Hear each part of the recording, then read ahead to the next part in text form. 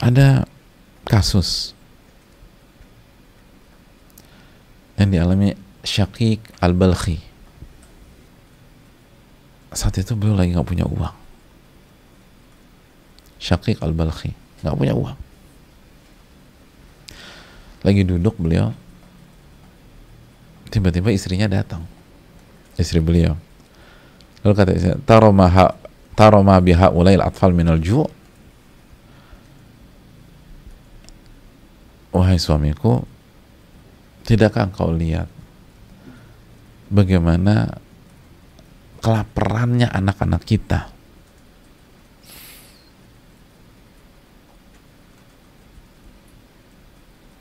Jadi istri bilang, lihat anak-anak kita, mereka menderita karena rasa lapar, kita nggak punya uang.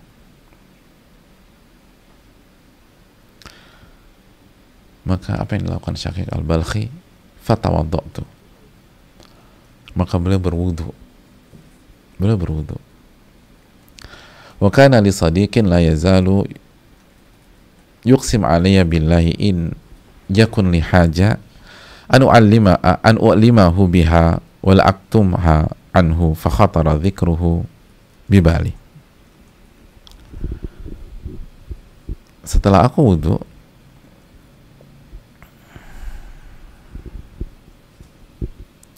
aku teringat dengan sahabatku. Habis wudu ini teringat seorang sahabat yang selalu bersumpah atas nama Allah bahwa jika aku sedang sulit atau ada kebutuhan, aku harus cerita ke dia dan jangan disembunyikan. Maka sosok itu terlintas di benakku.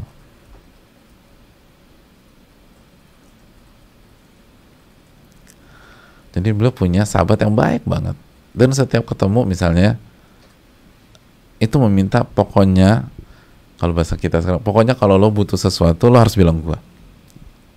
Ingat, saudara nih kita, jangan diem.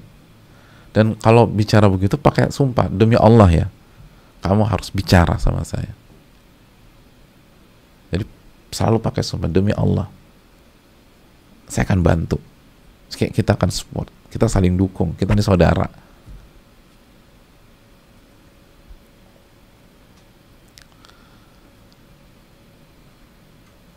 Nah begitu wudu, ingat tuh, ingat. Hadirin Allah muliakan, kalau kita jadi Syaqiq Al-Balkhi, perasaan kita gimana? Ah, ini solusi, makanya wudu gitu. Bener nih, wudu, ingat orang. Maka keluarlah Syaqiq Al-Balkhi dari rumahnya menuju rumah orang tersebut. Ah, ini solusi, makanya nih kalau ada masalah kita wudu gitu. Ingat deh solusinya. Pergilah dari rumah. Dalam perjalanan melewati masjid. Oh, belum selesai ceritanya Ustaz? Belum. Kalau Anda udah selesai ceritanya, langsung Anda telepon minta duit. Belum selesai nih. Lewat masjid. Begitu melewati masjid, teringat dengan nasihat Abu Ja'far, seorang nama besar pada saat itu, Abu Ja'far. Oh, ini nasihatnya bagus banget jemaah. Catat baik-baik. Kata beliau, man urida lahu haja ila makhluk falyabda fiha billahi azza wa jalla. Barang siapa yang punya urgensi, punya kebutuhan, sehingga kebutuhannya itu memaksa dia untuk meminta kepada makhluk,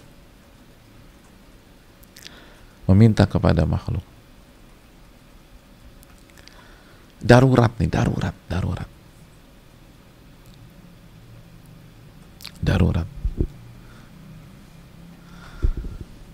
Sebenarnya polanya nggak pernah begini, tapi kasus ini beda gitu loh. Urusannya, masalahnya, hajatnya, itu membuat dia terpaksa harus hubungi makhluk. Kata Abu Ja'far, "Falyabda fiha billahi azza wajalla." Maka kalau kondisi demikian, mulailah dengan meminta kepada Allah. Oke, kalau harus hubungi seseorang, tapi hubungi Allah dulu. Doa dulu. Fadakhaltul masjida wa shallaitu rak'atain. Maka aku putuskan untuk masuk ke masjid dan aku salat 2 rakaat. Nah, ini seperti ucapan sebagian ulama yang beberapa kali kita sampaikan, man minna fil hajati nas'alullah qabla an nas'alan nas. Siapa di antara kita ketika ada masalah, yang pertama kali dia hubungi Allah sebelum manusia. Nah, ini konteksnya sama. Siapa di antara kita begitu ada masalah, yang pertama kali kita hubungi Allah sebelum manusia. Seperti Abu Ja'far ini.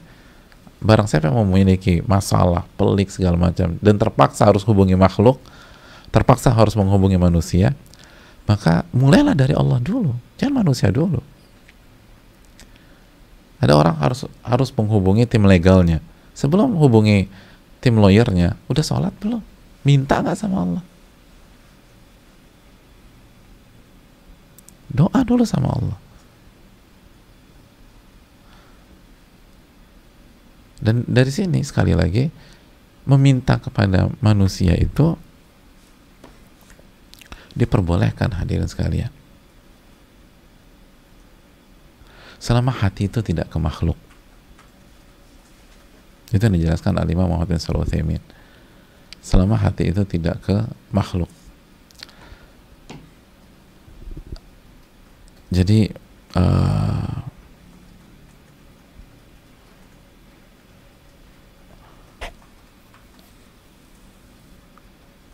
hati itu kepada Allah Subhanahu wa Ta'ala. Jadi kita nggak serahkan urusan kita kepada manusia secara hati. Kita yakin bahwa semuanya ini tuh dari Allah Subhanahu wa Ta'ala. Tapi memang terkadang kita minta sama, tapi dengan 2 catatan kata para ulama. Yang pertama, ketika Al-Imam Muhammad bin Shalih Al-Utsaimin ditanya, boleh nggak sih meminta kepada makhluk, minta tolong gitu kepada makhluk? Nanti kita akan ulangi lagi keterangan ini di Isti'anah. Minta tolong kepada makhluk boleh nggak sih? Kata beliau, boleh, tapi pada dasar hukum asalnya jangan meminta. Yang utama, yang afdal, jangan meminta, kecuali yang pertama ketika hajat, ada kebutuhan, ada hajat, kebutuhan. Itu tadi kata Abu Ja'far. Kalau memang ada hajat, silakan minta. Terus atau yang kedua, idza alima anna sahiba yusarru bidzalik. Kalau kita tahu yang kita mintai itu senang, maka silakan hubungi dia dalam rangka bukan tergantung sama dia, tapi karena memberikan rasa gembira ke dalam hati dia. Ada banyak orang pengen dimintai.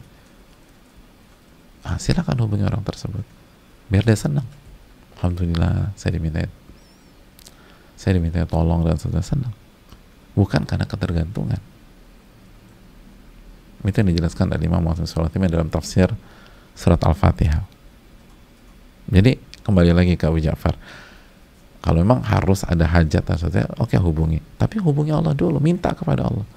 Maka ke masjid deh, habis di masjid sholat 2 rakaat.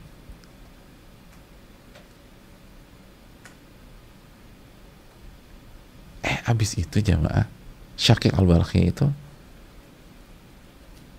ketiduran beberapa saat. Jadi ketiduran mungkin hanya beberapa detik gitu. Dan ketika itu dia merasa dia menyampaikan, ya Syakik, atadulul ibadah ala Allahi thumma tansah. Wahai Syakik, selama ini engkau mengarahkan manusia kepada Allah dan sekarang engkau lupa sama Allah.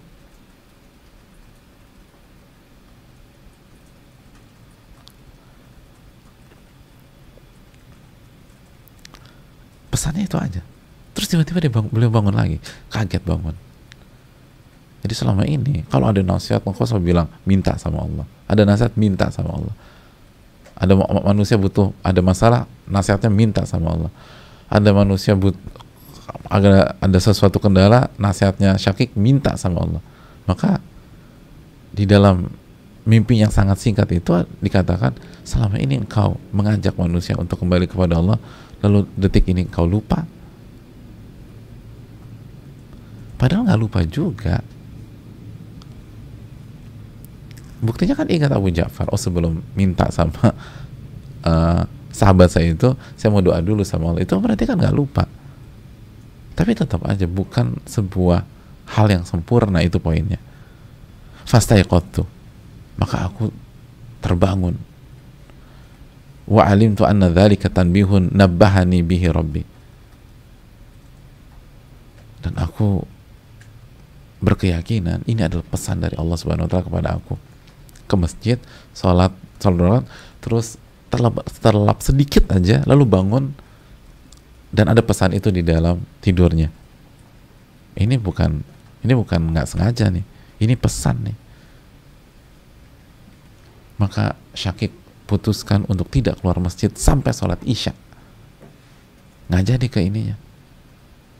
Udah, saya minta aja sama Allah. Daripada minta sama manusia, minta aja sama Allah. Sampai sholat isya. Tsumman saraftu ilal manzil. Lalu berputuskan untuk pulang ke rumah. Mungkin besok mau ikhtiar, mau berusaha sendiri, tapi udah, saya nggak mau minta, saya mau pulang aja ke rumah. Jadi hari itu beliau putuskan untuk fokus minta sama Allah. Baru nanti ikhtiar lagi. Tapi beliau nggak mau minta kepada yang lain. Itu hadirin. Begitu sampai rumah, fawajatul ladzi aratu an aqsuda qad harrakallahu wa ajra li ahli ala yadayhi ma agnahum. Begitu saya pulang, itu saya bertemu dengan orang yang ingin saya temui. Allahu Akbar. Dia lagi ke rumah saya dan membawa makanan yang dibutuhkan saya sama keluarga pada hari itu. Allahu Akbar. Kata Syakik, Allah gerakkan hatinya untuk ke rumah saya dan memberikan itu. Subhanallah. Persis orang yang saya incar hari ini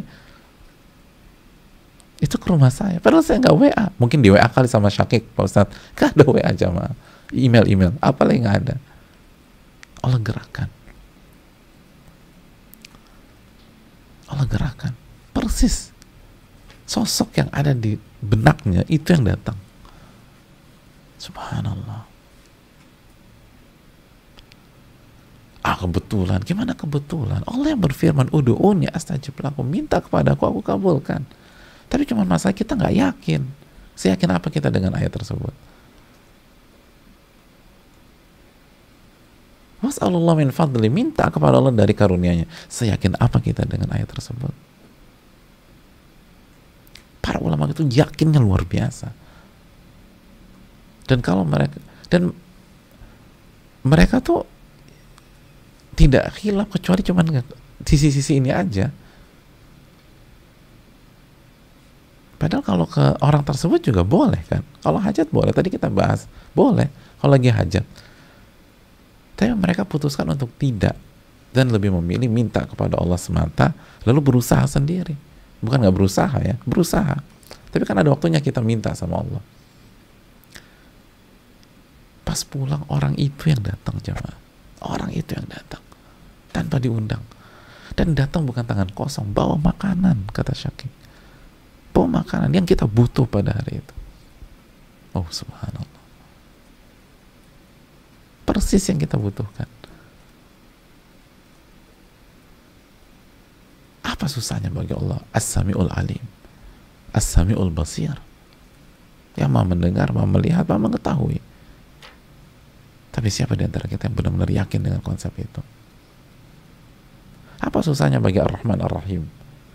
Tapi berapa persen yang membaca ayat itu di dalam sholatnya benar-benar yakin Ar-Rahman Ar-Rahim?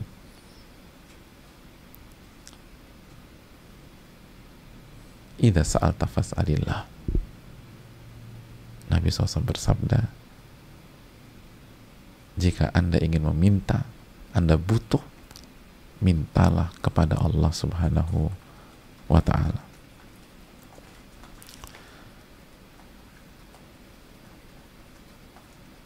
Ini yang bisa disampaikan, semoga bermanfaat. Kita akan lanjutkan hadits ini di pertemuan berikutnya insyaallah. Memang agak pelan-pelan karena setiap penggalan dan setiap pesan ini dalam sekali dan kita butuhkan pada hari-hari ini. Semoga bermanfaat khususnya bagi yang berbicara dan yang mendengarkan, dan semoga Allah memberikan ilmu yang bermanfaat dan melindungi kita dari ilmu yang tidak bermanfaat, dan semoga Allah Subhanahu wa taala menerima amal ibadah kita. Subhanakallahumma bihamdika asyhadu an la ilaha illa anta astaghfiruka wa atubu ilaik. Assalamualaikum warahmatullahi wabarakatuh.